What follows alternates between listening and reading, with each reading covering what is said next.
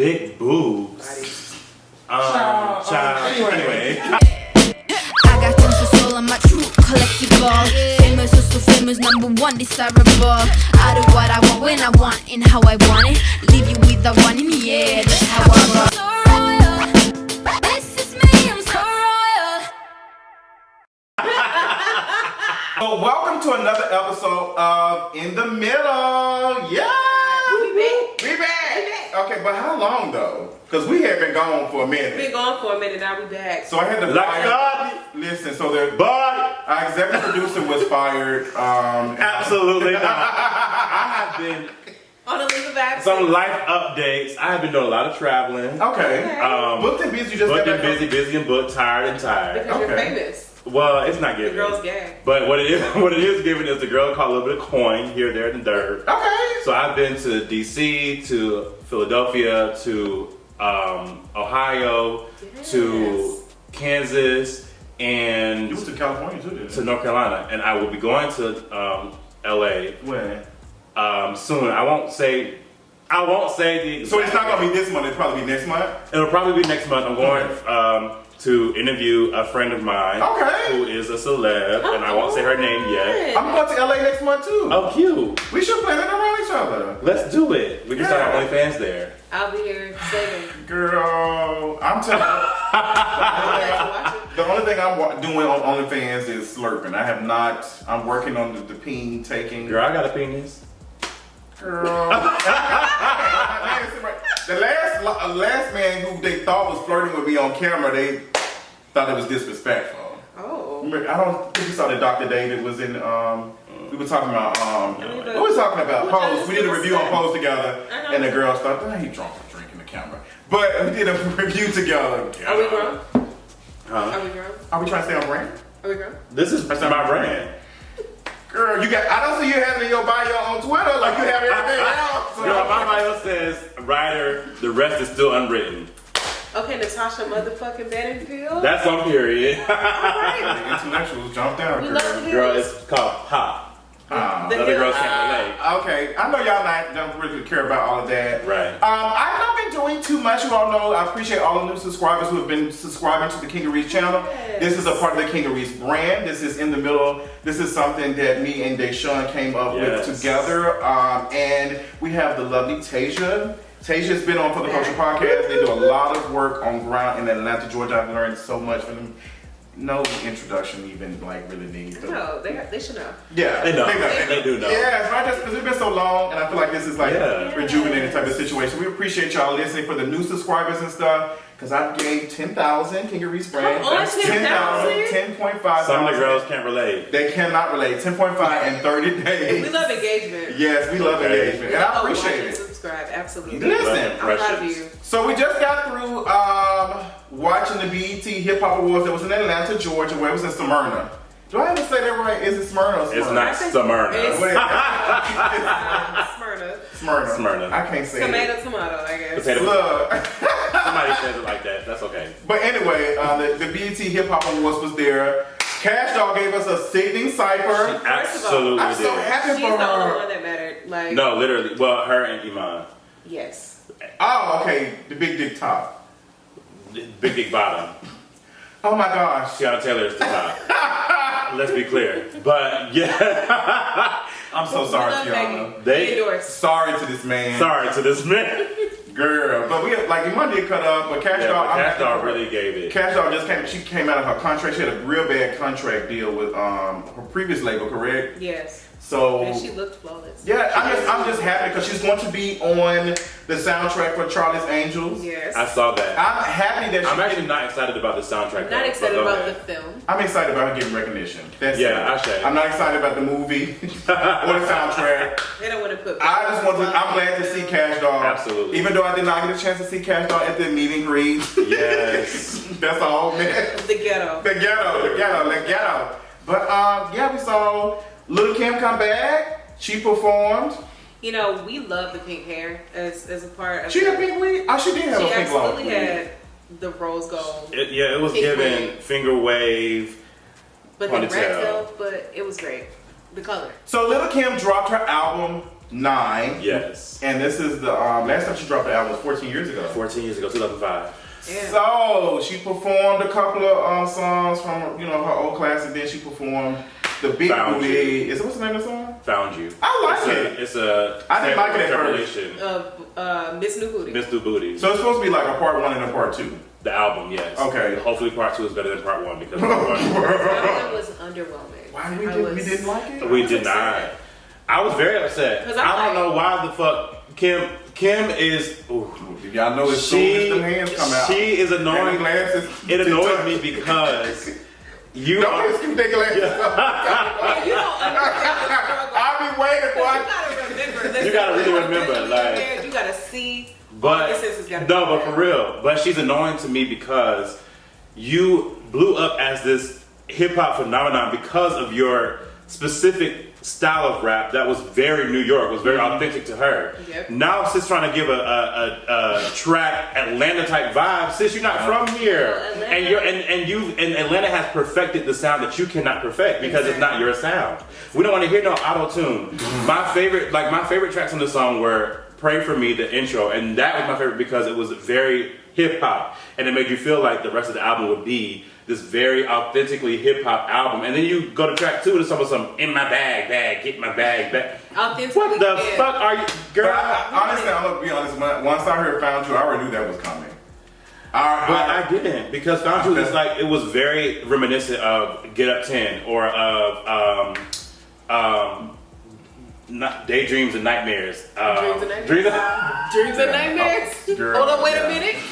Y'all thought I was finished? I'm gonna drink a little too much. I just feel like the shit right now. I'm gonna drink a little too much. But it was very reminiscent of that. But as soon as I'm not gonna lie, the spirit of the Lord, yes, it told me that we gonna get this.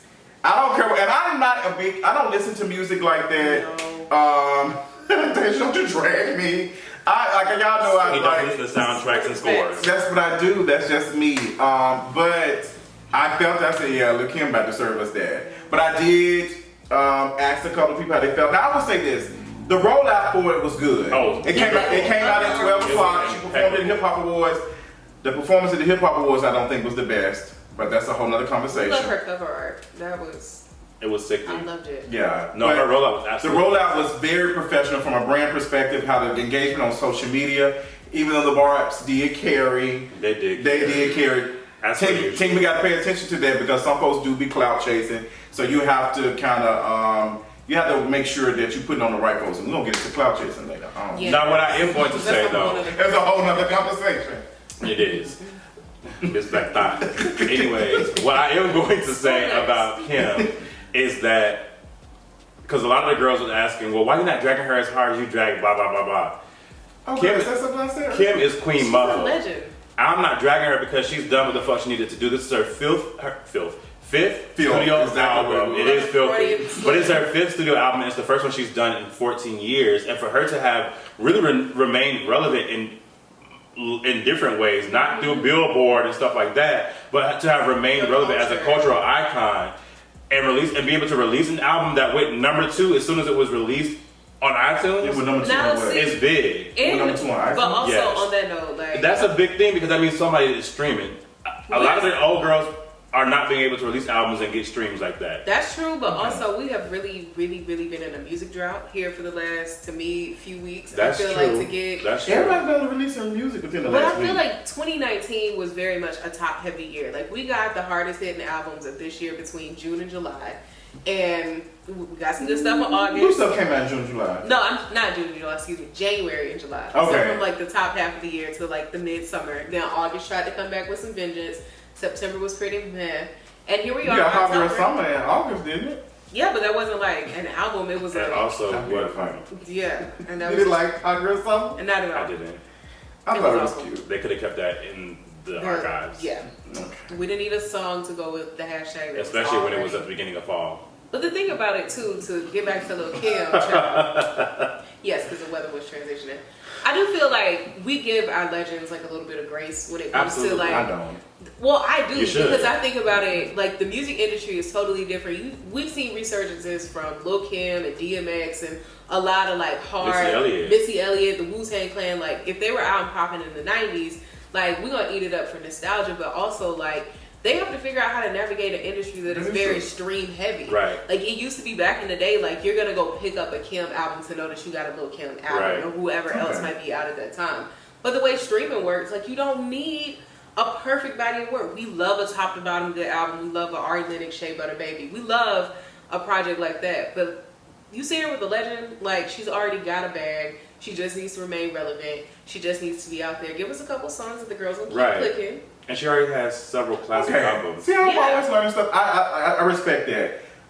Seeing as she has to navigate this new how to get music out of her. I'm sorry. So I definitely understand that. I mean, she fell kind of victim to that, but at the same time, I do still hold her to the fire because Missy Elliott just released a new EP, and I thought that was sickening. I loved it. All 4 songs were sickening. Was the GOAT. And like, I thought that even though she is also, of course, navigating this very new era, she remained true to Missy Elliott. On Twitter. And I think that the difference between the two of them is that Missy has, even in her absence in releasing music, she's been writing for all of our faves still and producing for all of our faves still. Well, and Kim doesn't have that experience, right? And so I think that like it was easy for Missy to like be authentic to herself and keep up with the new sound because she's been doing that with new artists. And she's a producer herself. See, when you have control of your sound in the way that Missy has, I mean, she's a tag team with Timbaland. So if Timbaland wouldn't have jumped on her album, she would be fine. Right. Kim was very much a product of the Bad Boy machine. Right.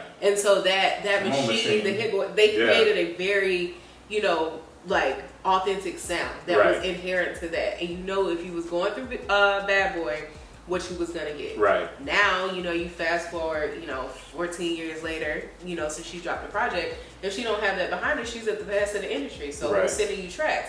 And then if you gotta pick tracks, if you don't have an authentic sound behind you that I know I'm gonna go buy your record for, I'm gonna just stick with the shit that might trend the highest. That might, make the kids want to keep streaming.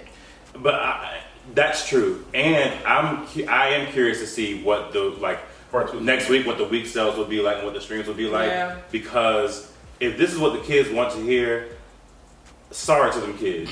I'm going to really struggle because that first part was not good. I think I like 4 songs on the whole thing. And it was Pray For Me, Auto Blanco, I Go Off, grew on me over the last year or so when she released it a year ago. And I liked Found You, of course, because it's nostalgic. It's very my type, act up type of sound that like interpolates and samples very 2000s rap. So I love those 4, but the rest is like but the rest of it was like, girl, if this is what you're giving, I pray that part 2 is better. Now I am looking forward to part 2 because it's rumored and was confirmed by Kim that Cardi B will be on the second part. Okay, so we got Peaches. So I'm excited to see what that sounds like. Because Cardi don't hop on a song that's not a hit. So. She doesn't not make hits. Right. Yeah, I think I'm gonna agree with that on it. Yeah. Okay. I'm excited about that just so I can listen to it and critique. And you're gonna listen to it and fall in love, bitch, because you're gonna gag because it's gonna be sickening. Look at the material. Lacardi! And I am absolutely the judge of it. Never been stressed by a hoe. Anyway, so who else have we been listening to? What other music has came out? A lot of people have dropped music. Fantasia dropped an album too. Miss Queen Submission. She dropped. Girl. You all know that Fantasia is my favorite artist. Yes, Fantasia. Sean and I are the co-presidents of the Fanny Hive. Literally. They have been this way for years. Literally, ever since I met them. Okay. Fantasia, she released such a sickening body of work. Like, and I'm saddened because she will not get the flowers she deserves for this album because it's independent and because we are in the streaming era. And so like the definition of, which was her album that she released in 2016, didn't get what it deserved because of the same reason, and neither did Back to Me, which was amazing. Both albums were sickening. Not Back to Me. Side Effects of You. That was the last one before that. I haven't heard it.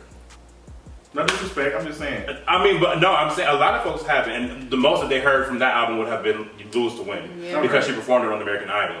as like a finale performance. I remember that. Yeah, it was. She also dropped. I love. Fantasia gives us excellent. Absolutely. I love Fantasia. I think I was in high school or something when she won American Idol. So Fantasia will always hold a place. I'm not that big music person, but I think if I was, I would just be supporting her just because. Also a black feminist. She's very talented. She is incredibly talented. I just want her to. I have this thing with I think some celebrities. I want them to be careful of going on and doing interviews and saying too much because it kind of hurts the image sometimes, and it's the same thing that what's the name dealt with that show on I can't think of TV One. Kelly Price. People felt they were just her attitude was just very ugly. Not saying that Fantasia has an ugly attitude, but I think that submission stuff. I feel like it kind of pushed some folks off and turned some people off. But see, the thing about Fantasia is that I don't think it ruined her image because it's nothing that she's had. I'm not saying it before. And she's not like she's been very. But it got more attention than her album did. And that, like, I hold a lot of nuance for her, and a lot of folks don't, and that's their prerogative. But I do because I come from North Carolina, the same state she comes from. Yeah. And her city is only a few minutes or an hour away from mine. And so I know exactly what type of environment she was raised in. I know exactly what type of thought process she's in. And had it not been for the folks I met when I went to Morehouse and came here to Atlanta, I would be around some submission too. I always wondered, like, if things were changed, how would I still be the Justin I am today? I mean, we're all products of the Deep South. Yeah. Like, I mean, from Memphis, Tennessee, I'm from Memphis. Absolutely. From Wilmington, North Carolina. Because my mom was threatening to put me out when I told her I was gay. I was like 15. Still love you, my family still talks around me. Girl. But yeah, so I'm queer. My queer friends and I. Oh yeah, so like you have gay. I'm the gay friend. Come on. Yeah. So yeah, but I'm happy for Fantasia. I know it's a lot to be independent. Yeah. We haven't been back since the whole Trina thing happened too. With her album. Yeah. And the album's no longer on streaming services. It's not? What happened? I don't know. I've been trying to figure it out too. I went to go look for it so I could stream it again because I enjoyed the album. A good body of work. And it's not on there. Wow. Oh yeah. So so I actually feel bad for her for that. So. I do too. I think Trina's team needs to they need to do way better than what they've been doing. She needs a new team. Yeah, the new team. There's no way in the hell anybody on my team will be speaking, saying something like that. Even if they did disagree too that much, and even if the situation was messed up. Right. I don't like that's like I would never speak on the behalf of you. Like, and you can be dragging how somebody did you, but I'm not going to say. Because I know it would be girl. You got this going to say this public with her too. Yeah, it's I would never do that, and I don't think in it.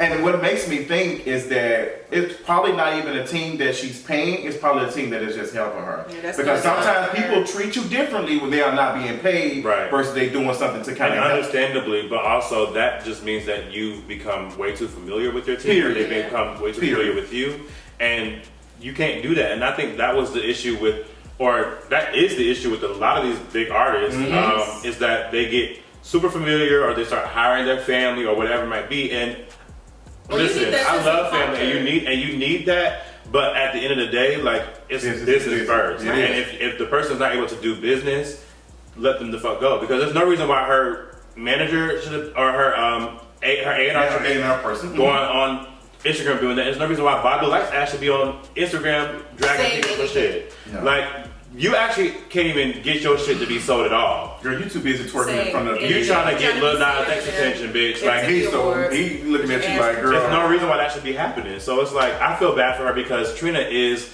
a brilliant rapper. I think that she does not get the attention she deserves. And we talked about this before in some of the episodes about her being a rapper from the South and a woman, and therefore she won't get that type of thing. But she really has pushed like the culture in ways that other folks have not for us to be able to have a Megan Thee Stallion and the City Girls, right? Do you always think it's going to be a situation where another like? So some people argue, well, no, Trina wasn't the first one. It was actually Lil Kim. Well, Trina wasn't the first one in the South because you have Gangsta Boo, right? Like all these. I think Gangsta was from Memphis though. Yeah, but I mean it's the South. Yeah, but no, what I'm saying is, I think there's always going to be folks who's going to carry it on to the next. Like, I'm going to push it But further. the Like, thing with Trina, it's not even about that. It was the company that she kept. She was a boss bitch amongst like strong men who were pushing the Dirty South narrative before Atlanta's market was on, before Houston's market was on, before Memphis's market was on. You had Miami based. While it was still very much New York and West Coast, Trina was coming up in this Dirty South area. She came out with the genealogy of a Trick Daddy and of a Luther Campbell, you know, Uncle Luke, and it's like we got a whole podcast dedicated to the Too Loud crew. We got Trick Daddy trying to be pushed as a central character on Love and Hip Hop, even though he's not that interesting to watch. It's like you even watching that, Trina's got to fight for her spot as the face of that show, and it's like she's not regarded in the same way, and that's both, to me, a cultural mistake and, you know, a fault of her regional association. Right. Wow. I agree. So is there any other music that we're listening to? Is that interesting? JT's first day Yes, out. they freed my.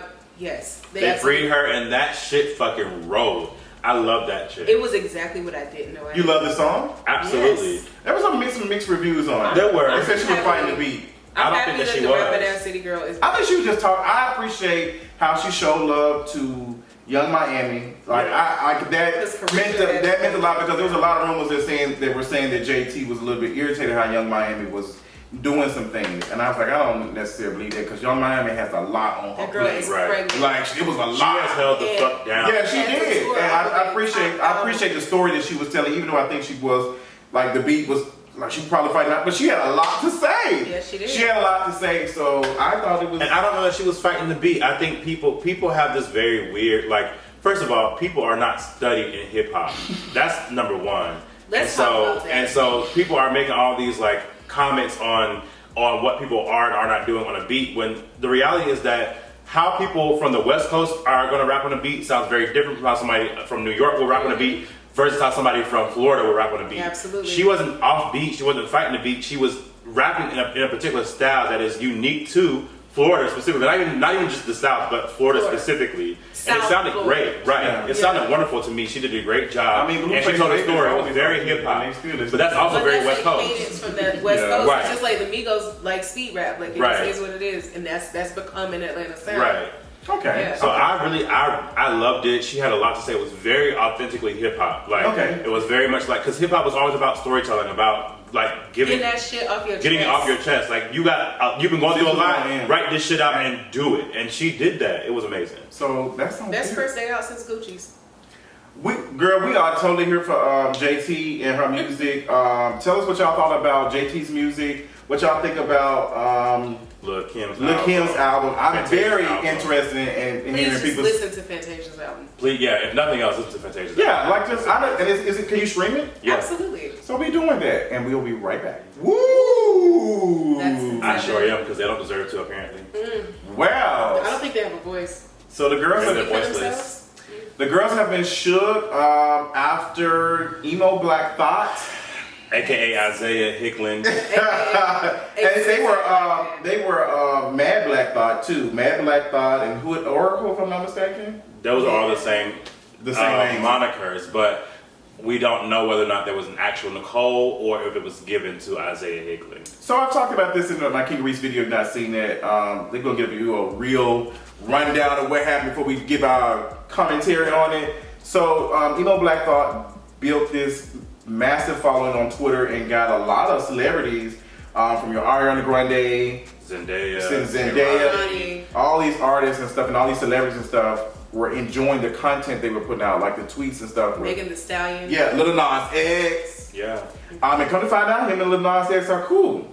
They're friends. There might be a little more than that. Yes, I mean, Lisa's a black person at the end of the day. Well, I have a lot of thoughts about that if it's true, but that's mostly because I just like Lil Nas X. So we gotta let this where you stay. Listen, a black body does not make it not anti-black activity. Ooh, so. Come on. See, Taylor always has a word. So EmoBlackThot did a reveal on Paper Magazine, and I got a full spread, and was an article written about how they have built this thing and how they basically just pretended to be a black woman. Now, when it first came out, they did a whole YouTube video too. Mm-hmm. When it first came out, it's like, okay, I was not sure if he had pretended to be a black woman because there was not really no evidence that he did. Because we didn't know no gender, so we didn't know shit. So, but once you start looking at some of the receipts, they had she, her in their pronouns in their bio, and they also are responding and talking about having menstrual cycles. Very black woman. They said they had 4C hair. They claimed their name was Nicole. And they use an actual picture of a dark-skinned black woman. I have not seen that yet. Yeah. I have not seen that, but there have been a lot of people. Yeah, a lot of people that I do trust on social media said that is true. I have not seen the picture, and I'm just always like, I need to see it, especially in this day. I need to like see it, but we can't confirm it. But that's what the girls being said, and the shit went down. So I mean, like, I feel like this is such a teachable moment for like stan culture and how we've allowed. I'm so glad you said that. These stan accounts, you know, I've talked about it before on here. That Sean's mentioned it before, you know, in their own work, talking about the ways in which online we begin to engage people as accounts, right? And we separate the account from the human because we are used to, you know, a platform. We've gotten so comfortable calling each other by Twitter names, referring to folks, you know, about what we know them through a platform without thinking about who they are as inherent people. To the point where we don't even ask, right? So it's almost like dehumanized. Exactly. Or you don't even, at this point, you don't even need humanity to engage and to influence culture and to push culture. Okay, I can see that. You know, with the image of the black woman being, you know, someone that's always here for labor, someone who's always here for productivity, for, you know, just the trope of the black woman in culture. That is, I mean, it's just easy for me to see how that image, among others, can just be sucked up and used as a platform for performance to start a fiasco like this. Right, and I think that, like, I think Isaiah knew that, and the fact that Isaiah held on to that for so long is, I think, and the fact that he held on to that for so long is what annoys me. But the fact that he is and looks the way that he is and looks is what really annoys me. Is because you created an account that really, if we want to really talk about it, was almost like a memification of black women, right? Where like if no one knew better, you would assume. Even if without the rest of the receipts, right? Yeah, even without the that was a fat, dark-skinned black woman.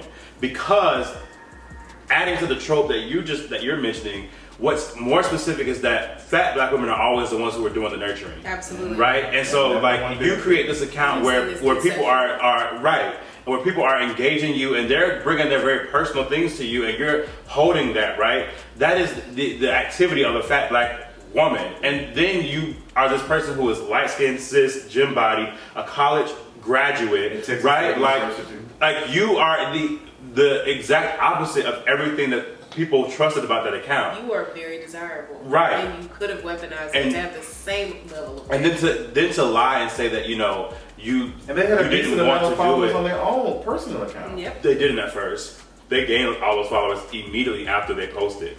Wow. I saw it go because I saw that. So I will be very. When it happened, they dropped the article. I think at 10 o'clock in that morning. I saw it right then, and I saw it right then and there. Because you're responsible for that first thing. Yeah, they didn't have a lot. They had a decent amount on Instagram. They had a decent amount. I'm not sure. Yeah, a decent amount. He's a like you just named all of the. He checked all the boxes to get followers. He checked all of the boxes, and he didn't have anything that like spoke on.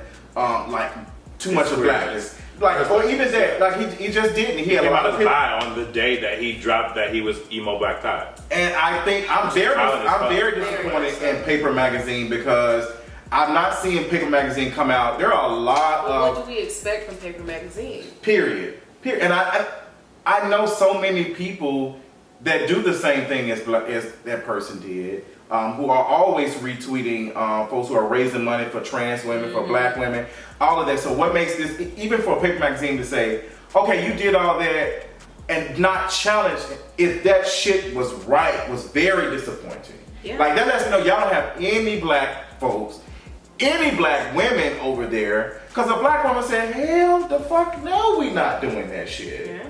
That was not right. I was completely angry and I thought I was going to be the only one. That's why I said, I'm about to lose some followers today. Because immediately, as soon as the video dropped, they fine as hell. I was like, that's not the point. That's not the point. Desirability is such low-hanging fruit here. It's like, I don't understand how our enamoration with someone's looks and somebody's, you know, checkbox, you know, apology speeches and them being associated with a major platform, how does that remove them from accountability and critique? There are millions of fucking desirable people who walk this earth every day, and some of them very much benefit from it in ways that others don't, but at the same time they have access to it in a way that the person that they were trying to embody through this account could never. And you let desirability get in the way of you saying, absolutely not, I don't give a fuck what they look like. And not even just that, people will think that a desirable person would not do no things like that. Exactly. And they don't lie, they don't scheme, they don't. I'm telling, that shit goes a long. I've been interested, like once it. So I actually will be honest and say, and I know folks have been getting dragged about this left and right, so I might get dragged for it too. But I'm going to be honest about it because I think it's important for like what I want to actually say. Yeah. I knew about this a couple weeks before he went forward. You knew who the exact person was? I knew who he was because Kehlani and I are friends. Wow. And he disclosed that. Come on, drop a clues bomb. He disclosed that to Kehlani. The reason why I didn't. So Kehlani told you. Right. I'm interviewing now. But it wasn't anything that I could have confirmed, or like, I don't know this person. All I know is it's not my place. All I know is that there is a friend of mine who was telling me like, this is the tea. I don't know what's going on, and which is why I've been annoyed that folks have been trying to drag Kehlani too for like clearing her name, because he brought her up in the video and was very dismissive, very dismissive. Blamed her for like shit that she should have been blamed for, right? And so like I've been really annoyed with that because she doesn't deserve like the pushback that's been given to her, because none of us couldn't confirm anything at all. Right. And also it wasn't like our place. Now if it had, I think, gone on any longer, I would have probably approached myself and would be like, hey, so I was told that this is blah, blah, blah. I want to know what's up. Mm-hmm. But, so it was like, and I say all that to say that I've been really interested since that moment, since I found out, in writing about, and a lot of folks have said these things already before, so it's not necessarily original, but I'm interested in writing about, like, exactly how harmful things like catfish are. Yes. That would suggest that a person who looks like Isaiah Hicklin could never be a catfish, right? Because catfish always have to be these fat, dark-skinned black people who are undesirable, who can't be loved, who can't get love. And he is this person who is doing all these things, and he's doing it, and he's doing it, and has been the biggest catfish there has been, right? Yes. And like I think that is, it speaks exactly to how like. Exactly how much like desirability really affects every fucking thing. And you just wrote a whole article about it. I was actually like, I was upset that it happened, because I was like, I just wrote about this.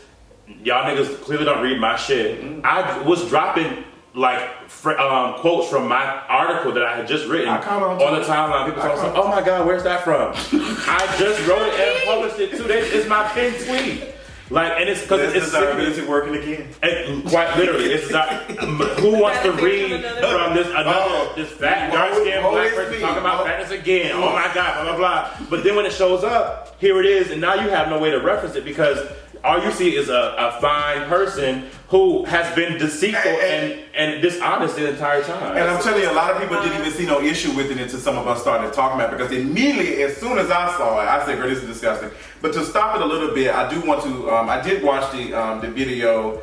He did make it seem, so Isaiah said that he had spoke to Kehlani about needing some financial assistance. Mm-hmm. And he had told Kehlani who he was, and she was just like, I'm not sure about that. Like, you're going to have to, you're going to come out or something. And he made it seem as though Kehlani had ghosted him. And she had every right to ghost him. Absolutely. Because that was a mess. I am on Kehlani's side 100% for her not exposing, because he kind of weaponized, like, she outed me. I'm a gay black man, and she, because I don't think he was out. I don't think he was visibly out being queer and all that. He wasn't. He came out bisexual on his page. So he could have used that as an attack. I mean, he seems like one of those people.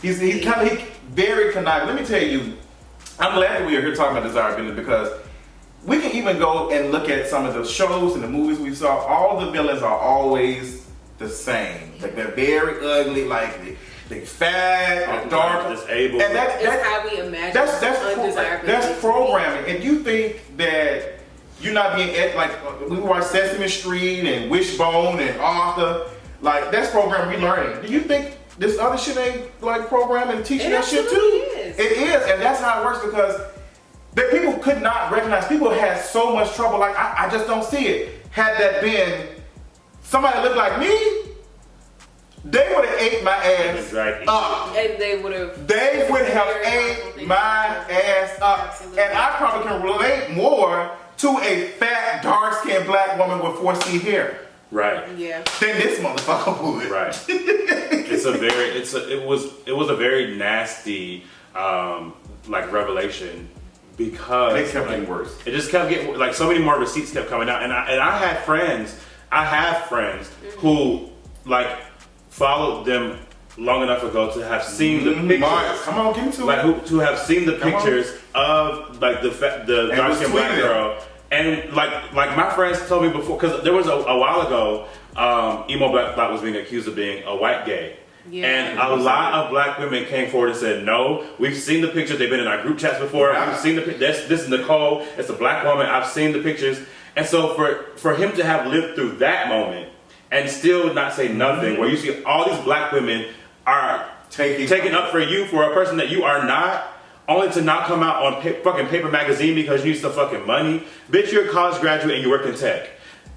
I don't believe that you're as poor as you're trying to say that you are. And you got a lot of white friends. Like I went to your Facebook page. And you are apparently in association with a lot of celebrities. I just don't know why you would be. I also would like to know, like, where the receipts for the money he's raised. Like, ever since, because that's not fraud. Okay. Absolutely. No, ever since, like, I've been engaging in, like, community organizing work and such, I've become a lot more skeptical of, people raising money, like, from their accounts on behalf of others. Most famously, I hate to drop his name, but the fucking Deshaun King debacle. Right. Like, it's like, it always comes back down to that. I'm like, after we get through the tape of who they said they were, who we believe they are, what they look like, okay, but if you are out here claiming to take up space, to do the work for a very marginalized group, for black trans women, or, for folks that, like, sitting on those same margins and peripheries, like, right. Where are the receipts that those communities were taken care of by the work that you claim that you were doing? Because it's like, at the end of the day, we can fight all we want to and analyze all we want to, but like communities like are harmed in this type of thing. And I want folks to take that away from this situation more than anything else. It's like we have to be more accountable online. Yeah, and I'm going to bring up a point, and I do want you to expand. I would like for you to speak more because I think I was just one of a lot of black queer men, a lot of black cis queer men were coming out and saying, I don't see what the issue is. And I was like, are you a black woman? You had like folks who had just got through dragging Tyler Perry for the same thing. Yeah. Black cis queer men are still cis men. Oh yes. Yeah, oh yes. Yes. And they oftentimes think that their gayness, because they're not queer, that their gayness will remove them from the ability to be misogynistic, but they absolutely are misogynistic still, even through their queerness and or their gayness or their bisexuality or whatever it might be. This week. Right, their tradeness, whatever the fuck they want to be. And it's sick. It really is sick. I was very disappointed. Because so many people will be the same folks who were just dragging Tyler Perry for how Tyler Perry built his audience. I was like, all I can do is amplify black women who are talking about it and shutting my fat ass up. Like, that's all I can do. Not just that, there was also some conversation about him being in group chats where black women were sharing nudes. Oh. And one black woman who I was listening to today, she was going off because she didn't understand how this person was still in these group chats and things after a situation had happened where one account that was in the group chat had lied about their account being hacked, and somebody was going to have access to all those news and all that information. So come to find out, they allegedly sold the account to somebody or whatever, and there was a whole bunch of mess going on. So she said he was there doing all that. He was privy to all that information, so why would he not? And also, I went to Social Blade, find out that it was a lot of tweets that EmoBlackThot had deleted the day before.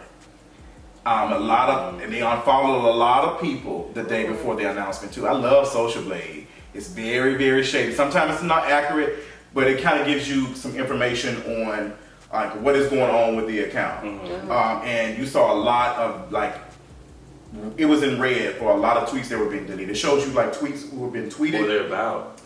We don't know. The tweets been some of the tweets were deleted. It doesn't show. It doesn't show you, but it shows you this person went through and deleted, and it was like thousands of tweets. It wasn't no couple of hundred. It was like thousands of tweets that had been deleted. They literally audited. Yeah, they really did, because they knew for a while they were doing the paper magazine. Right. Absolutely. They knew about that.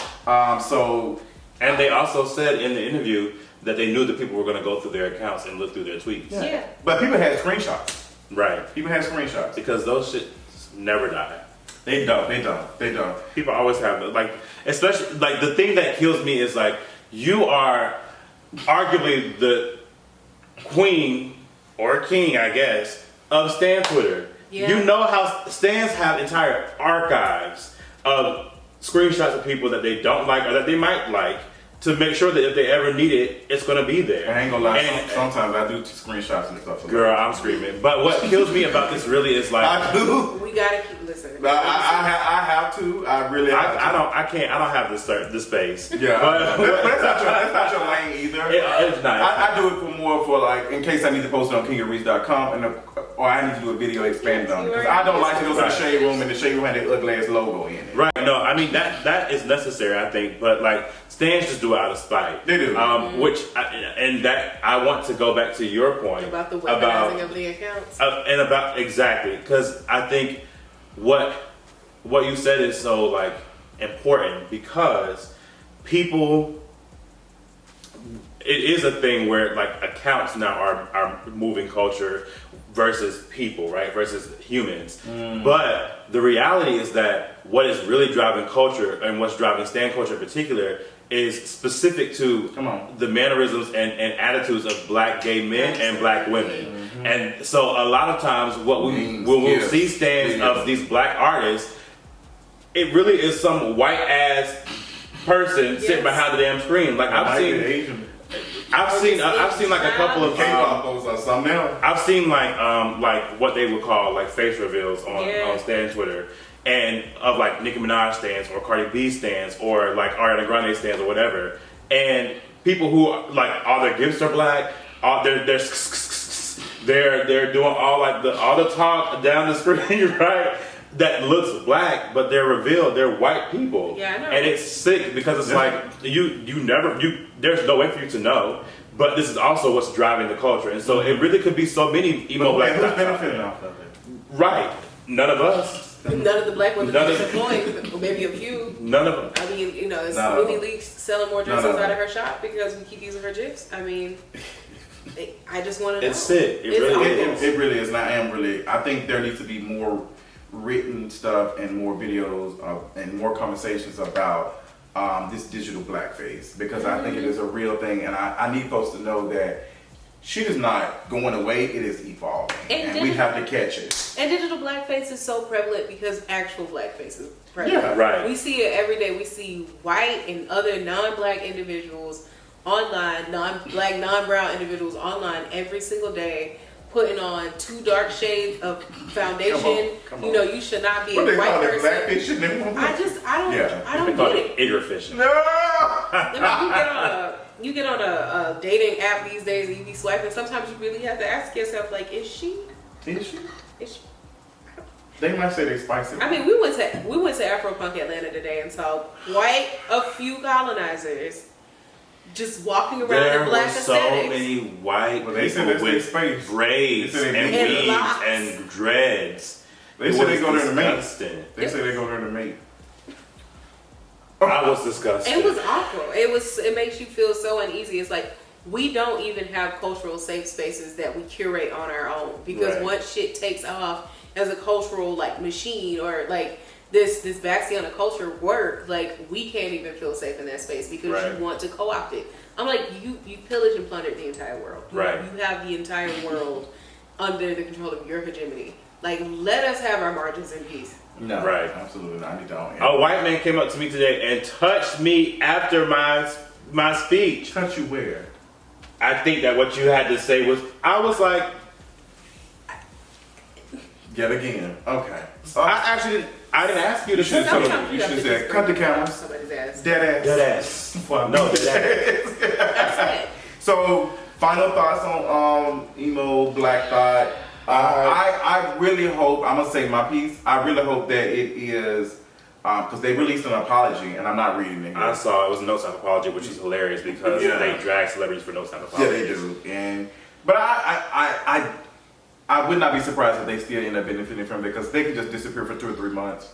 And you already see how Stan Twitter works. Mm-hmm. There was an account that was pretending to be the real Nicole, and built 5,000 followers within like a couple of hours. Was that disproven? No, she was saying, I'm gonna go live, and then they were just trolling. They had changed their name to Original BlackThot, and they said, I am Nicole, I gave the account to them, and they said that. It was a mess. But I tell you, I was invested in it because I was like, I'm gonna talk about this mess. Yes. Because I don't think any other, BuzzFeed and them ain't gonna talk about no stuff like that. They ain't gonna make no money off of that. Like, but if it was a situation, BuzzFeed would have took the article from Paper Magazine if Isaiah had went to BuzzFeed. BuzzFeed would have wrote the article. They would have what I do know is that he had been shopping it around. Oh yeah, you can tell in his video. Did you watch his video? No. You can tell in his video. I watched the video. He's very hungry for attention. Absolutely. Anybody Very who create hungry. an account like this needs attention. Absolutely. Clearly. But I'm telling you, some of the most desirable folks be very much insecure and attention hungry. They cannot. They're so used to it. He was craving it. That shit was disgusting. So and I was like, I'm not no doctor or nothing, but sis needs to be diagnosed or something, because that is, and I understand some folks catfish when they are not really desirable, they try and get attention. Like, I understand it a little bit. I think that's another thing for that. But to have all of it, but that's not enough, that you're gonna do something else, is a mess. Yeah. That's my word on it. Yeah. Tasia, what you think? Nothing else. I'm just ready. I'm ready for us to take Stan Twitter seriously as far as accountability goes. Like, we cannot continue to have shit like this go down. We cannot continue to have accounts from communities and folks that are not of that community, that do not represent them, taking up the charge of doing the work on their behalf, and then we don't have the results or the receipts as to how this community has been positively impacted. Right. It's more than tweets, it's more than memes. And I hate when folks say it's not that deep. I love somebody tweeted today and said, y'all were, it's not that deep us to Jim Crow. Because there were some that really didn't feel like It's not that deep. wasn't it? I don't need to be here. Use your own batteries at home. They showed my final thought on Black EmoBlackThot.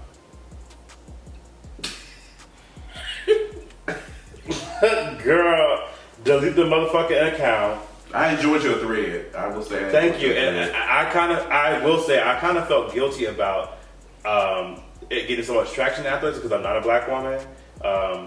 But I also didn't because this is my work.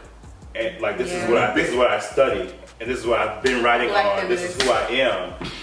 And absolutely, like black queer feminists, like out here doing this work around desirability factors and so much so on. So it was like I was really annoyed with just like the fact that I even had to make it. Like I wasn't going to at first, but then I was like, I don't have a choice because they're like, sure he's being dragged for this now, but like you said, he will benefit from this in the long run because he looks the way that he does.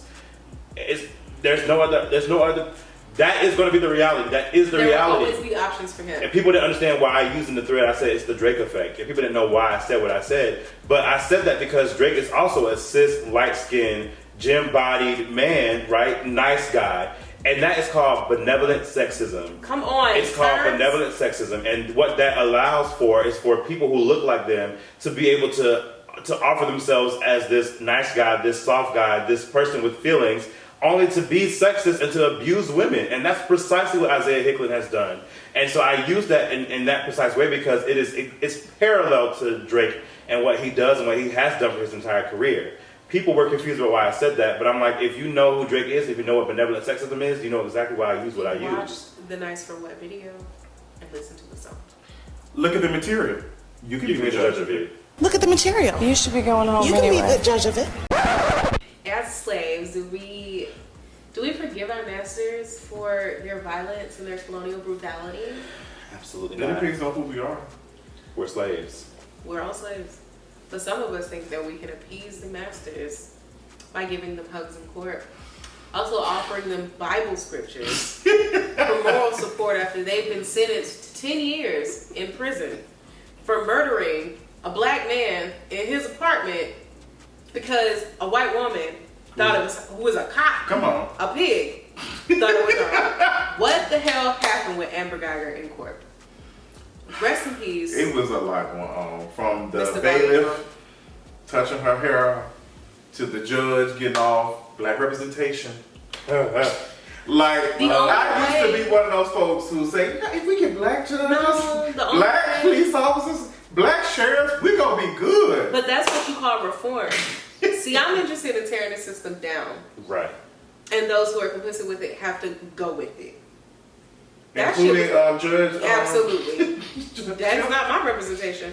Oh, so we all know what's going on with the Amber Guyger situation. The judge got a lot of flack after she got off her bench. I'm not really interested in kind of the family, how they choose to do whatever. No, the brother has to go. If The brother don't go. If I'm murdered in my own house by a pig, you know what? I would say this. and my brother hugs her, Period. I would say this. I'm haunting him. I must be hunting me. Come on, Beyonce. I do not. Let me tell you now, because this video probably gonna stay up forever. If something happens to me, I don't want anybody speaking up to me and say this is what Justin wants. no. You, especially when it's something like, if anything, I want you to laugh and enjoy yourself from my content. That don't mean no hologram or nothing like that. Please, we're not doing the hologram. Please don't. We have the funding for that. Please don't. But This is not Star girl, you Wars. never know. You never know, child. You This never is know. not- But I don't want to. I hate when folks say, "Well, what's name would have like for us to hug and forgive." No, the hell I don't. If he died the way that I think he did, Bob John would be pissed. And that always He would want happens. us to burn this courthouse down. That always happens when a black person is killed in that type of situation. It's always when At folks. the hands of the state? Yeah. Which happens Come daily? on. They always say, well, y'all stop this because this is not what they would have wanted. How do you know, girl? How The do girls you have not watched enough Ghost Whisperer. Because the Bible says that the Bible says it's what he would want. It's like you cannot separate this from this is such a modern day colonial narrative. Like a white woman getting a slap on the wrist basically for murdering a black man, blackness being dispossessed from their own space. We don't even think about the fact that that was his property, his space. His life was taken viciously, violently. It's all such a mess. And then the role of Christianity and all of this. Oh, he was a man of the church. Oh, the judge giving these scriptures, saying that there are opportunities for Amber to work her way out of carcerality. I'm like, if the shoe was on the other foot, that black person would have been thrown underneath the jail quickly. And we saw that very quickly with the black young man. Well, no, yes, that too. Especially getting to that, but the black young man who overslept for jury duty and was sentenced to 10 days in jail. And the judge said, "Girl, I'm sorry, girl." And people were saying, "Oh, well, you got to go to your jury duty, you got to do this." But, girl, is it worth to be punished for something like that? It's not about punishment, it's about profit. Yeah. Every day that he's in jail, that he's locked up, that he is now a ward of the state, that he now has to pay court fees, he's at the behest of the pockets of the state. And the pockets of the state do not stop churning for a black body. For bodies, period, but especially a black body. So who is the black man, I cannot think of his name, it's not coming to my head right now, who was the witness? No, we have to say his name. Yes, we do. I'm going to look it up. Please do. Who was found murdered not even a week later in their home. And a lot of people are saying that they do not trust. I don't believe not one goddamn That word. So the witness was Joshua Come Brown. on. And they said that they found him shot in the mouth. Like, to me, that sounds like a textbook police murder. It sounds like an assassination by the hands of the state. He stood up there. We cannot separate her from being a police officer. We cannot separate. It's very similar to the shit that we were talking about with the Justice Smollett case. It's like, I can't sit here and offer, you know, speculation and opinion without separating the fact that the police, a corrupt system, is in charge of the narrative here. Right. I honestly, I talked about this in a video probably earlier this week, and I never did drop it because I really like teared up, like talking about it. It was like bad. Like it's because I can't. It's like I'm still processing the fact that some of us were even like happy that she even got convicted, because a lot of us were like, girl, it ain't gonna happen. And then somebody said, girl, now that happened, hold up now, what's the sentencing? And to see that, and to see all of this overwhelming support for her after, like, girl, it was almost as they were saying, we sorry we caught you, but we got to make an example of it. We got to, because these folks gonna tear this shit up. And it's wild because as an abolitionist and somebody who believes that I don't want any people in cages, period. Like, that is the work that I'm invested in. I'm deeply invested in dismantling the prison industrial complex and all the systems that pour into it.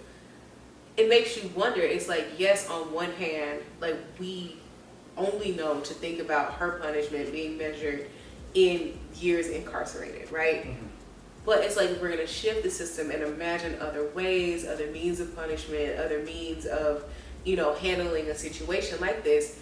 Why, again, does the white woman get to be, you know, the beneficiary of our grace, right? Mm-hmm. And so it's like, how interested can I be in not looking at the severity or lack of severity of her crime, air quote crime. I mean, I don't know. It's just the language gets difficult under an abolitionist politic when you have a situation as violent and as disgusting and as vile as this one.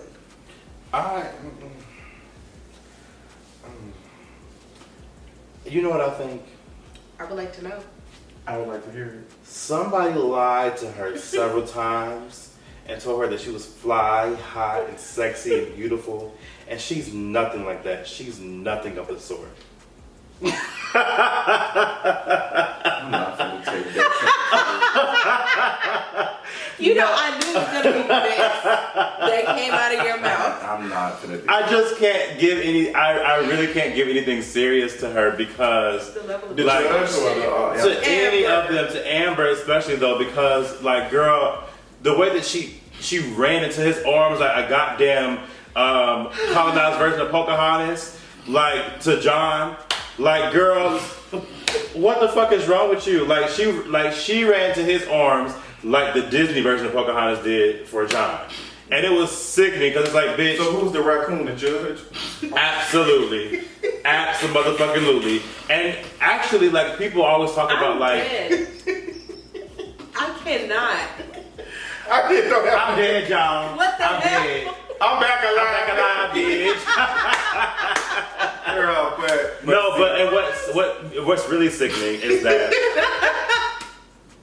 We're sorry. Gemma is a fat cunt. We'll let Gemma know that she is a fat cunt, and the shoes that she gave me were not something that I would particularly buy for myself. They were old maiden type of shoes, and she said that those shoes were meant to be worn on a beautiful woman. So if that's the case, she should have put them back on the rack.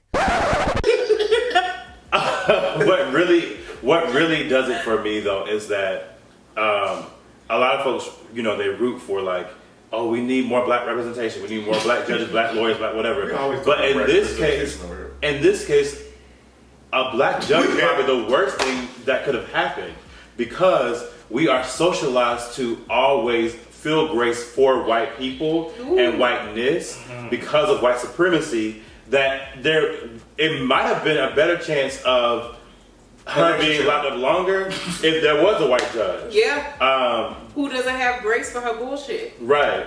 Who would have been up there and said, "You wrong." So I didn't think about somebody brought up a point and said that folks like that, black police officers, black judges and stuff, when they get in spaces like that, they have to go up even more. Because to get in this space, we got to check you, like, girl, are you going to be out here saving your brother? Because we can't allow that shit. So they got to tap dance even more. And then abolitionists know that because we've been talking about it forever. And for somebody who's been in the Army who was in the Army, I remember being in spaces like the Girl I'm Shall Stop coming up next episode on Dragon Ball Z. Where a rich nigga, 8-figure, that's my type. I'm not gonna deal with them. But I remember this person who is a black police officer in Memphis, who was in the Army National Guard. I think he was from Nigeria. I cannot tap dance so hard that he made African type of jokes, and the white people would say, "Go ahead and do the African dance." They used to do stuff like that, and they are a police officer in Memphis. So I know how you feel about black folks. So I know there's been chances where you probably are not going to give black folks leeway. You probably gonna hold them to an even higher standard because they are black. It's black folks. I understand it now. I used to believe, no, if we there, I can stop it because I wanted to be that person, but I never did get in those spaces. You know why? Because they knew my ass was not going to be that person to uphold that shit. I was going to probably be the person. I ain't doing that shit. It's just, I understand the system way more now. And it's a mess. To be in high places, or to tap dance or whatever you want to call it, you have to go in it knowing that you are embodying the tenets of a white supremacist violent ass system. Yeah. And your people are now subject to your violence as a part of that system. And we will never be subject to liberation through you being in these spaces. So stop trying. You either accept that you're embodying something that puts you as close to whiteness as you'd be allowed to be through performing violence against your own people, and you work through that and handle it, or you shut up and you be good with it. But don't expect my grace, because I'm tired. Like, this whole situation is ridiculous, especially looking at the repercussions for Joshua. Yeah. So that's that on that. Black billionaires. How do we feel about them? So they shouldn't exist. I don't know. They're violent. I'm not celebrating their shit. Are you celebrating that? I'm not. There's been a lot of celebration. We had Kanye West at Howard University. Well, Kanye West is not necessarily a billionaire. He's absolutely not. He's the rich. He wants to be one. I'm sure he does. We also had Oprah went to Morehouse and donated $13 million. She donated $13 million to a scholarship fund. Let's be clear with that. And so we'll start here with my issues with the wealthy and philanthropy. Because it's like... Come on, Tony Stark. Okay, who was also a warmonger, but then an Avenger, but like wealthy. Same shit, right? Yeah, different day. See where we're going. Different universe. No, but seriously, I'm like, so you're going to donate money to an institution that is struggling. I mean, because black institutions are struggling, especially HBCUs. It's no secret, because there was a huge Twitter debate that broke out between, we want wealthy people when they do give money that has to been these annoying me. institutions. I don't talk about that. That pisses me off a lot. There's more than just 3 HBCUs. Don't just give your money to Howard, Morehouse, and Spelman, or whoever. We all need. And it's like all of this shit. The wealthy existing is a point for us to continue to compete for peanuts. Oprah donated $13 million to a general scholarship fund at Morehouse. Is going to do what? Create more competition among students at Morehouse. Right. When we know how expensive it is. And it's only going to fund 2 students. Exactly. Morehouse tuition is $50K a goddamn year. Exactly. And you got to go for 4 of them. Right. So how much money is that? $13 million. It might, that'll get you... Girl, can we do the math? A good handful. Come on, TLC. Literally. Get ready to do the math. You're ready to do that math. So we're going to do the math. So 13 million. That 13 million? Yeah. Okay, because I ain't got that much money in my account. Okay. Do 50,000 times 4. Okay, 50,000 times 4. Okay. Is $200,000. So then how many times? So 13 million divided by 200,000.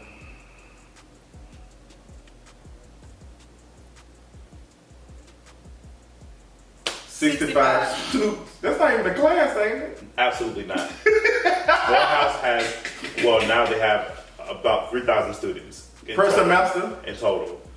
So you just the possibility of maybe 65 That's not even students 10%. being able to continue their education. Right. When you sit on billions. That's not even 10%. If she just paid her taxes instead It's a of tax having write-off, tax is what it write-offs. It is. And I think people need to understand that I am very tired of this. Oh, they doing it. These folks get tax write-off. It's the same thing how I'm starting to look at when these folks do these balls and these fundraisers. They will spend $2 million on a ball and raise $200,000, and only $10,000 goes to what it's supposed to. The other $190,000 goes to the people who put the shit together. Exactly. That's how nonprofits work. Exactly. And you see a lot of people are starting to do nonprofit. I'm gonna spill the tea because I've been looking into it too, where people they're not profit, but I can set up a salary for myself. Exactly. That this is the work I'm doing. You writing me a check for $100,000, but it costs me $80,000 to keep this shit rolling. So I only don't. We started a nonprofit. We know exactly. I have worked in It's a mess. program management It's a mess. for 5 years. It's a mess. Do not be Budgets fooled. are a fucking mess. Do not be fooled. That's why I'm not interested in supporting nonprofits like that with money, unless I can confirm with somebody that's really doing something. But I'm just Salvation Army, all these other folks. I'm the Red Cross. Salvation Army is anti-black As fuck. and anti-queer. Come on. Very pro-Bible. Well, that explains a lot. Just letting the people know. Period. So, $13 million goes to 65 students. And it likely will not even go to 65 students. Let's be clear, very clear. Yeah. And that's if every student passes every class. Yeah. That's what scholarship funds have parameters. I'm setting up a fund as this wealthy individual, and hopefully you two are in the majors that I would like to fund, that you present the need. It's like, why should people have to sit here and check boxes to be worthy of a higher education? You know, we live in a system that won't give us universal higher education like most other countries on this planet. So you, as a person from that community with money, should be the first one in line to take care of the institution and to do it in a way that incites as least amount of competition between institutions and students as possible. It just is what it is. If you're gonna play the role, play the whole role. Because I also hate the second side of this narrative that says, well, they're an individual and that's their money and they have no responsibility to do anything for the community. The government should do that. It's like, which side of the fence you gonna pick, sis? And the thing about it with Morehouse is that Morehouse is private, so the government's not gonna do a damn thing. Yep.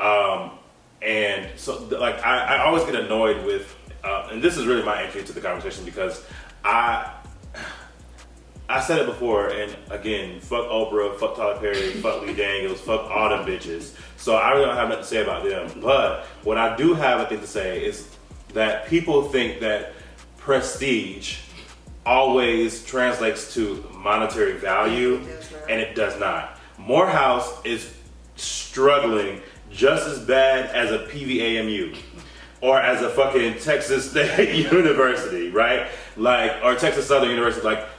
Morehouse does not have the money that people think Morehouse has. Yeah, it was a video, not to cut you off, it was a video of people talking about the dorm rooms. Not to cut you off, but I'm gonna cut you off. I'm sorry, but I was thinking about the dorm. No, I was thinking about the dorm rooms. Yeah. There was a video that was getting it was multi dorm rooms. Absolutely. Every year.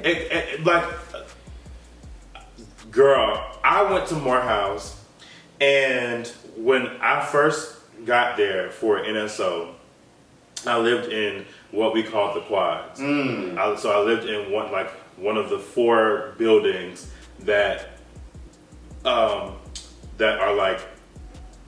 it's almost like they're not central campus, but that. They're it's some just of the original. Right. And so everyone called it the quads, and when I first got there, you would have literally thought that it was an apartment complex from the projects. Yeah. They have not been redone since the buildings were built. The only one that has been redone now is the one probably in the 40s or something. So one was built in 1965. One was built in lead paint. I'm telling you. The only one that has been rebuilt, and that's the one that I lived in my freshman year, is the one that now houses the entire ROTC group. Of course. And of course, that's the one that's been rebuilt because it has military money. or not rebuilt, but it's been remodeled. And so, like, you know, it's sick to see because, yeah, you have buildings that will have brown water, and you have buildings that will be full of mold, and you have buildings that will have air conditioners that don't work. You'll live in these conditions, and people are like, oh, well, there's more than 3 HBCUs in the world, but Spelman has entire freshman dorms with no AC at all. And we're living in fucking Hotlanta in a growing climate change epidemic, right? Like, there are students who are coming to live for months with no fucking AC. So absolutely, Spelman, Morehouse, and Howard deserve to have fucking like money donated to them. Howard just had a video go viral of students who like are living in dorms that are continuously being flooded. And then that falls on us as students, right? Because it's like, you know, fighting these university systems and thinking about the harm that they do to their student bodies and to their surrounding communities is like, you know, they want to push us out here and say, well, how are you guys holding your universities accountable? Then we try it, and you lose your privileges. Right. You lose your access to comfort on your own campus when you sit here and you speak out about it. And so it is up to us to critique where the money's coming from, what it's being used for, and to come together as, you know, collective students and say, like, look, okay, I know it's not about us fighting between each other. It's about us uniting and saying what we need to demand and accept from these institutions. And I think Diddy donated some money to Morehouse not too long ago too. He was here for just a couple weeks ago. Yeah. But the thing that gets me in, and I'm really glad Tasia made this point, is that the money doesn't go to Morehouse. The money goes through scholarship funds or it goes to specific departments. So if people are going to donate to, say, a business department at Morehouse, the business department is already the most funded department of the school. Whereas you have an African American studies program that's not even a department because it cannot afford to be a department, right? At one of the most historic HBCUs in the nation, right? AFAM studies was my minor. And a lot of folks drop AFAM studies because there is no funding, because people do not value AFAM studies departments. So we're not even a department, we're a program. But people don't think that we deserve to have the money that comes through. The issue is not that we don't deserve the money, but the issue is that the money is going to things that do not benefit us. When Morehouse has all those, I'm saying us, like I go there now, but like when I was there and now the current students, but like when Morehouse has all those people come to film on campus, you think CTEM students get to help? No. You think they get internships? You think they get money? They get any sort of like practice with their work? No. They come and film on campus, Morehouse gets paid, and we see none of it. Damn. That's how that works. So I'm interested in what Tasia is saying too, because it reminds me of our work with ATLBSU. Absolutely. Where we saw a need for Black student organizers from around the Atlanta area to be like, all of us have common grievances, so let's come together and note these grievances to our collective administrations so that it's clear that we are a united front and that there are issues that each of us are facing, right? Yeah. Because I do believe that it's just as important for us to support one of the first founding HBCUs like Lincoln University as we do one of the newer ones or one of the more historic ones like Spelman or Morehouse, right? But I don't believe that means that we have to think of Morehouse or Spelman or Howard as these undeserving entities because they have a larger name. Because the reality is that the name is larger simply because white people only prioritize a certain type of blackness. Come on. That ain't got nothing to do with the students there. And because of the cities that they're in. I mean, let's be very real here.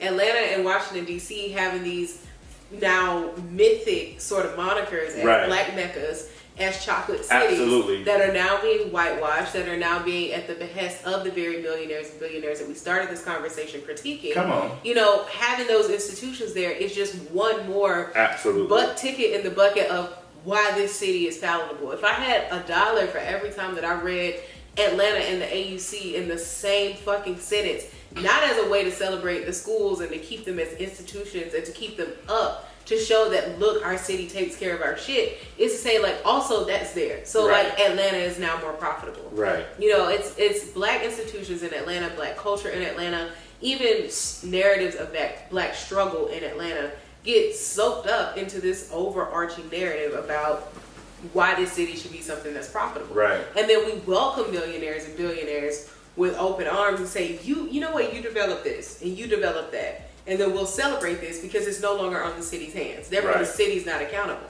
So it's like, when you look at it at the institutional level, we've now removed accountability from the boards and regents, from the often white, capitalists who sit on the boards of these universities that dictate the type of cultures, that say that we want a big business department and a small arts department and a semi-non-existent AFAM studies department. You have people who don't have the best interest of black space in mind, dictating how black space gets remade, gets allocated, and gets funded, and it's bullshit. And we're seeing the very same thing with the Tyler Perry Studios debacle also happening in Atlanta. Let's get into that Tyler Perry studio thing since you brought it up. Yeah. Tyler Perry opened up his studios in Atlanta, Georgia. What part of Atlanta is that? It's on the south side, so it's down near the airport.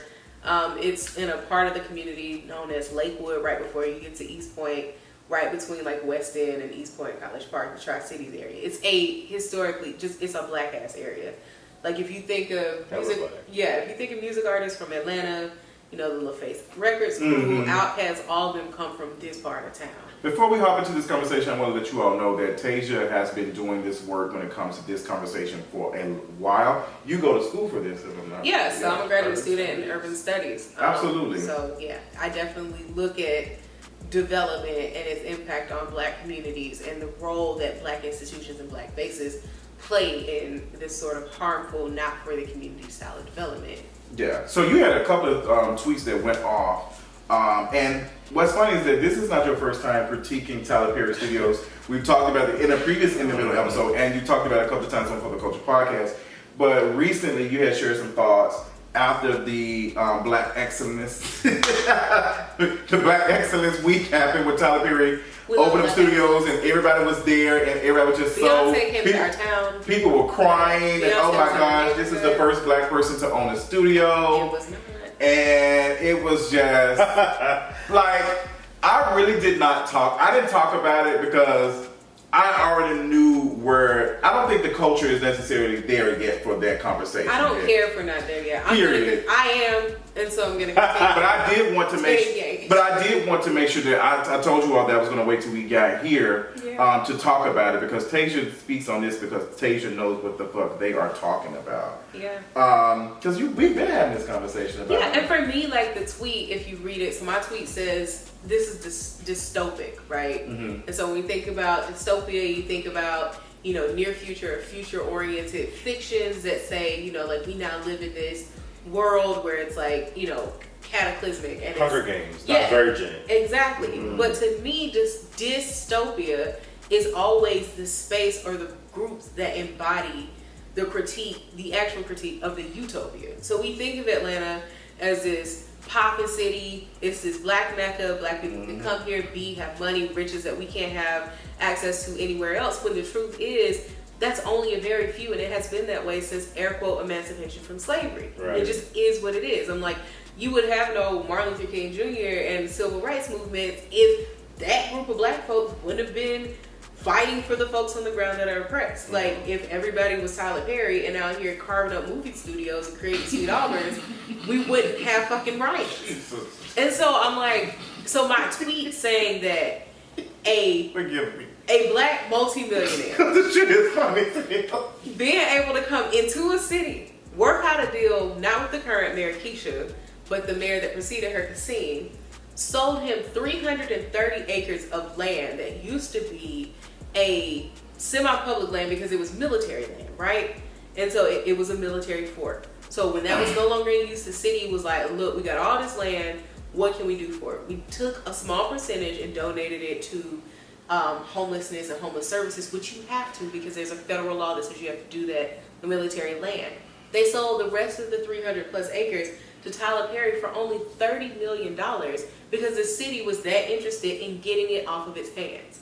That land sits in 3 overlay districts where public funds are being raised to make sure that development is sparked in that community. So we have 3 separate funding mechanisms funding the gentrification of that area because of the property tax parity that is going to be held by the development of Tyler Perry Studios. And then on that land is a fake neighborhood with houses. They're White celebrating. folks take neighborhoods. They are celebrating that these houses are built to code. That, you know, they fit with all the rules of city planning. That this is something But that nobody lives in it. nobody lives there. But half of my neighborhood is homeless. Yeah. I look out of my window in my apartment every day. There's a park directly across the street from me with 10 plus homeless folks that camp there every night. And I'm worried because one is getting cold, and two, because our police officers who get raises off of these same city dollars continue to tear down their camps. Yeah. And so I'm pissed. I've seen videos of it online. It's awful. It's very disturbing, and I really want us to like talk about it, because I really need people right now to like pay attention. Yeah. Because I am really tired of every time we critique stuff like this is, oh, you're hating, what's wrong with this? I have nothing to hate. I appreciate people like Tasia and Deshaun and other folks I've met, because I really used to think that, oh yeah, this will save us, we need this and that. It's not. And I've experienced a lot of shit where there was a period that I was homeless. And I used to think that it's not because I'm not working hard, I'm not doing all, this is the reason why. No, it's not. The system's not set up for me. It's just not. Like, there are so many things working against, it's not me. It's not me. And no matter how hard I try, there's a chance that it just might not work out. Yeah. And that's what happened with Tyler Perry, because people said, oh, Tyler Perry was homeless. He was this and that. Look how he was able to build. That shit is not going to happen for everybody. Because Black excellence relies on a progress narrative that is constructed at the expense of those who go without, at the masses of Black folks who go without. So we are supposed to work, and pray, and be modest and be meek and just keep our heads down. And maybe, just maybe, we might do as well as a Tyler Perry, or maybe do as quarter of well as a Tyler Perry. We might not get it here, but maybe we'll get it when we die. Exactly. And it's bullshit. And we have to stop holding ourselves to that standard, because it's not us, it's them. Yeah. I think that 300 acres. When I watched Ava DuVernay's video, Instagram story, because people were raving over it. You know, like social media that day was so full of people talking about her story of Tyler Perry. I logged on too. I logged on that day because it was actually sickening to watch. Watching that video and seeing just how many homes and many neighborhoods were built inside of it, right? And then learning that it could fit 3 different major studios within it, and knowing that Tyler Perry himself comes from homelessness, and that he built this empire off of experiences that are my everyday experience, right? Most of which he can't actually relate to, right? Like, most of what, outside of womanhood, everything else that Tyler built his empire around are identities that I own, right? Or identities that are assigned to me. And so it was sickening for me to watch it, and it's why I logged off, because it was like, if people want to say, oh, you hating, I absolutely the fuck am. Because there's no reason why I fucking hate that shit, there is no fucking reason why myself and people like me are struggling every goddamn day to be able to survive, to see the next day, while this man is being able to build endless amount of homes, right, on property that he's bragging about belonging to a fucking Confederate army. Bitch, you better be fucking saving the land, because that shit is probably fucking... It's definitely stolen indigenous land first. And beyond that, that shit got some fucking nasty ass fucking ancestors on it, so your bitch ass better be fucking saging. But now he got a fake White House on it. For another show that is a bad... That's a bad show. It's a bad... It looks terrible. It's just, it makes me so angry. And so I absolutely am hating, because there's no fucking reason why this should be a thing that is possible for him. And what it does is it just continue. And really, it makes me sad for poor Black folks, because they're going to get online and they're going to defend him, because it's going to be something that they too feel they can aspire to achieve. And the reality is that you never will. The reality is that none of us will ever be a Tyler Perry, we will never be Oprah Winfrey, we will never be any of these Black elites because that's how the fucking system works. We're not intended to be the exception. The fact that they were was a totally different thing, right? And so it angers me to see how much he was able to build and how much that was celebrated and lauded. Like people really were happy about that. No, but then I was gonna say too, to that note, you thinking about, the gap between the rich and poor, so much of the flack that I got, because I got thousands of comments on that tweet. It was the engagement was astronomical. I read 2 tweets and then stopped. I'm like, I didn't read all of them, but it's like by the time that I had muted it, it had already gotten to the point where there were more comments than there were, retweets. And I'm like, all right, well, they really having their own conversation. They ratioed you, child. But it was folks that I had followed who were subtweeting. I was like, let me log off. But people were overwhelmingly saying that I shouldn't speak on this because he's providing jobs and I should be excited. So you want me, somebody who's on the ground with poor black folks in Atlanta daily, that is a part of this community, to sit here and be okay with this bullshit because of the prospect of jobs, like the meaning of jobs. Right. When I have people who work at City Hall, who are major journalists in the city, who have been following this from a different cut and angle than I have for years, people who are residents of this community, who know for a fact that there has no community benefits agreement, that means that those employed will be sourced from that community.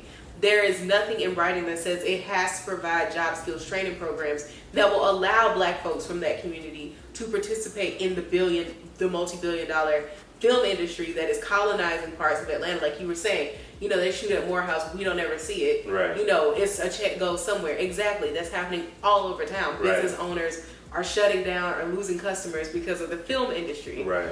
And yet, a lot of the folks that are moving here, gentrifying, are moving here to participate in that industry because we do not source people from our own backyard to do the damn work. Right, and that's what I was thinking about. I was like, when this neighborhood that this studio is in starts to make money, what do you think is going to happen to the folks who stay in here? Do you think they are gone? Do you think the rent's going to stay $700-800 for a 1-bedroom? No, it's not. And then you have to think about the policing of that community. Mm-hmm. That is 330 acres of private property in a neighborhood, in an inner city neighborhood.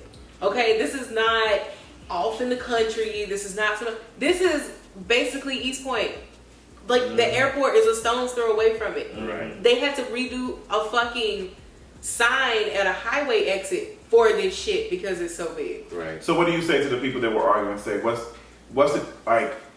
Would you be complaining as much if a white person had to do it? Absolutely. I wouldn't. Well, to me, I would be complaining it's from a different standpoint, right? Mm-hmm. I'm critical of this because of the position that he sits in as a black person and what it's doing to a black community. White folks colonize the land and pillage and plunder the land. It's not new. It's nothing new. This is what we expect. It's not However, the black people in charge of Atlanta that we also celebrate as a mark of representation. Achievement. The city council women who brokered this deal, Keisha Lance Bottoms, when she was a city councilwoman about to be mayor, who knew that she was going to carry this through. Kasim Reed, who is a fucking tyrant who made this thing happen. And his whole administration, the folks that tap dance for these, what is this, our 7th or 8th consecutive black mayor that has continued to sell the black masses up the fucking creek without a paddle. And we've had a black man for 50 years. Yeah, they think Keisha Lance Bottoms was still the first one. Child. So them permitting some shit like this, black or white, is why I'm always gonna be this mad. So what about Tyler Perry, like studios not even being unionized? I'm not surprised. Why would I expect a capitalist to be pro-union? See, these are the things that we had to think about. Especially one like Tyler Perry. And these are the things that we had to think about. Now they have, it has been out that Tyler Perry is using some of the space to be an LGBTQ youth center and stuff. Bitch, I don't give a goddamn single fuck. I'm just telling you what because I'm telling you right now, that's gonna be one of the comments. That's gonna be. And to you, whoever gonna comment it, I don't give a goddamn single fuck because why You have several neighborhoods in your fucking studio lot, bitch. Why you fucking naming shit after fucking Oprah and fucking Will Smith and fucking Denzel Washington? Niggas out here on the fucking corner, fucking homeless and sleeping in the fucking on MLK Boulevard, right down the fucking street. Niggas out here praying that they get to see another tomorrow because they want to drink themselves under a fucking goddamn casket. What the fuck is wrong with you? And it's gonna get cold. Atlanta has one of the highest populations of black LGBTQ plus homeless youth. Come on. One of the highest populations. Which feeds into a lot of other things too. Right. So you housing 2, 3, 4, 10, 11, 15 of them, while I'm grateful because it does, right. Temporarily. It does change their material realities in a specific way, even if just temporarily. That doesn't do anything for the over 45% of them who are still out there. And then I still have to look into who is running the LGBT center. And what kind of drawbacks they get. Yeah, right. And also, what are going to be the rules? Is it going to be where some folks are allowed in there, or is it going to be like a situation where you better be glad we letting your ass in? Because a lot of homeless centers are like that. Yeah. Which is another thing I was going to mention is like, Atlanta has plenty of these homeless shelters and resources for youth. The issue is that they're under-resourced, they're non-profit driven, and they're understaffed. So what you should be doing is while you're building this fucking homeless shelter, whatever the fuck it is, you should be out here resourcing the rest of the ones and employing people at the rest of the ones who are out here doing that work on the ground, more closely connected to people who don't have the resources to actually do the work that they need to be doing. And that's where your job skills training programs come in, and that's where your job pipelines come in. Exactly. That's how you build community development. Is very different from economic development, because when you pin development on economic returns and clout and financial security and growing your own profit margins, it don't have shit to do with that community except for that community as an input in your bullshit. Absolutely. And communities continue to be extracted from. And every fucking time something like this comes up, it is my duty to be somebody to call this shit out and critique it. It is our duty to win. Okay? We must love each other and protect each other. Because we ain't got nothing to lose but our motherfucking change. Okay? And I'm going to tell you what's going to happen. Tyler Perry is banking off the idea that Atlanta is already very cheap than going to California. We're doing all this stuff. Going to New York, doing all these things.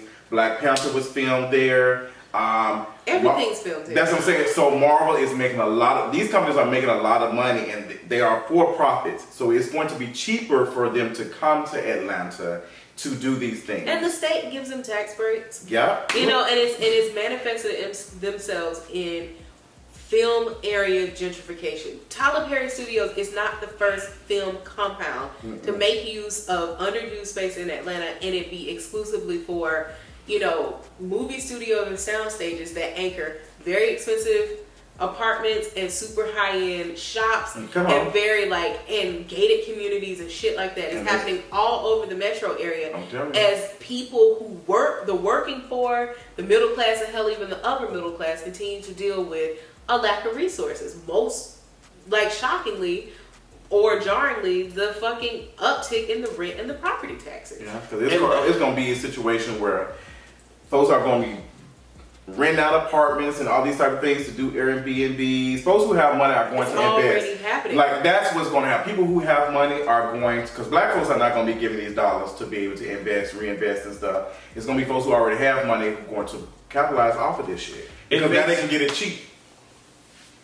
Right, absolutely. It makes me so sick because really why it makes me this sick is because East Point, Lakewood, the south side of Atlanta is one of the few places that have remained to be black.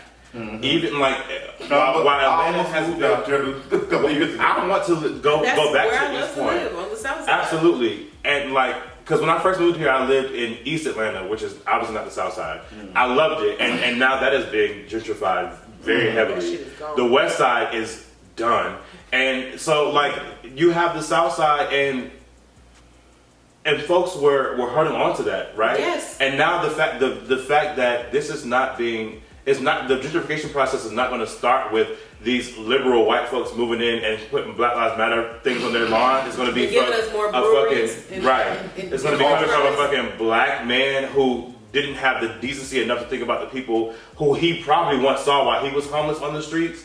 it makes me sick because, and I've written about this before, what gentrification looks like at the hands of a black millionaire, right? Because shout out to Jay-Z, who has done that in fucking New York. And shout out to Obama, who has done that in fucking Chicago. Absolutely. But what song? No, the center, Obama's the Obama Library Center. Yeah. Like it just makes me so angry because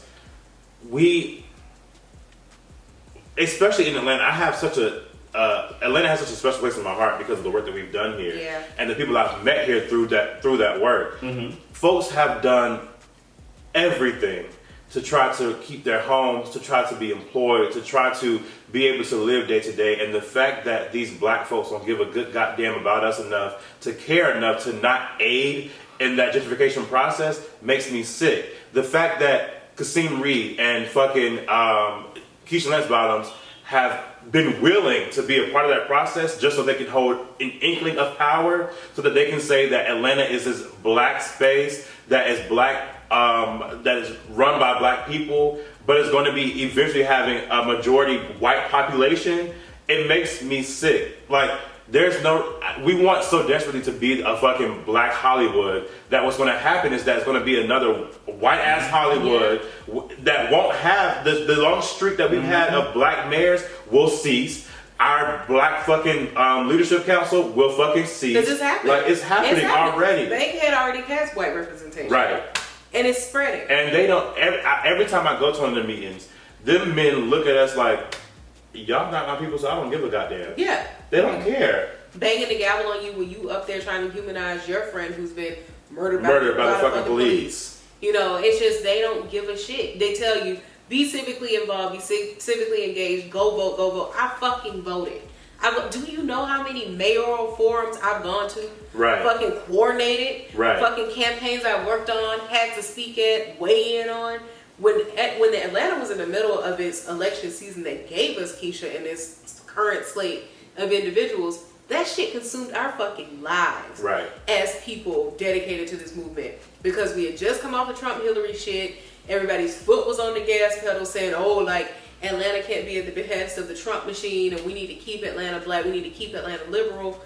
And then coming off of that exhaustion, having to go into the same bullshit with the Stacey Abrams campaign for that to end in corruption, and every single time watch more and more of our community get sold off at the behest of votes and decorum and the way that this city needs to present itself. Right. It's bullshit. So I don't have any grace in my heart for this development machine, and I'm very ready for it to get to its tipping point and burn the fuck down. I don't even have the ability, like the last few times I've spoken, I don't even have the ability to be articulate about it, because I feel like we've been so articulate about this for so long, and at this, like, I'm literally tripping over my words at this point because I have no more words. I actually don't even know that I have any more action, right? I don't have because any more there has been, we have done we've protested, we've done fucking tent cities, we've fucking petitioned, we've done every goddamn thing. Fucking non-profit organization. A non-profit organization that still didn't get resourced because these niggas don't give a damn. Like, because they don't want us to do our work the way that we want to do our work. They want us to tap dance for them and benefit from the same structure. And we know why, because we know that cities are not meant for people, period. Especially not black people, and we know that. But the reality is that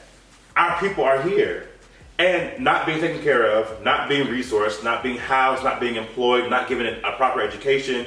And so it's like, it is sickening for me at this point to see, because I love East Point.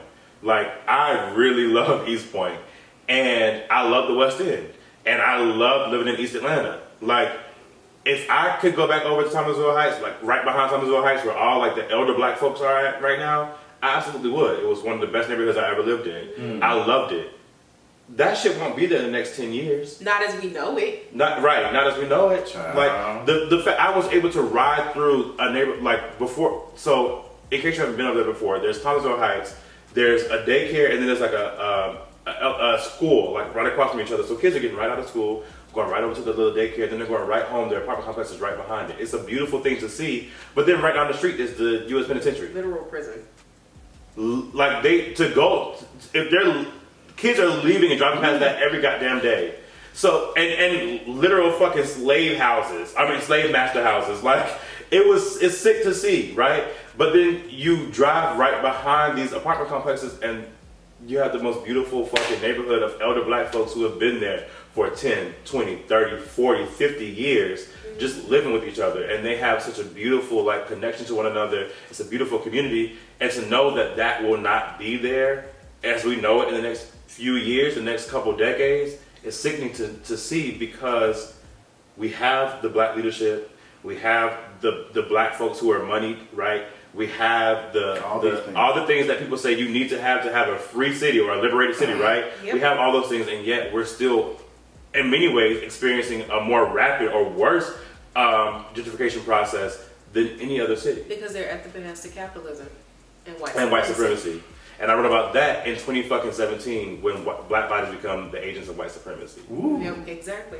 So, I mean, shout out to Bakari Sellers for inspiring that piece. Girl, all of this information. Talk about it. All of this information, I mean, it is a lot. So I want people to understand that when this conversation has been had about Tyler Perry and all this, it is bigger than what people think it is. Right.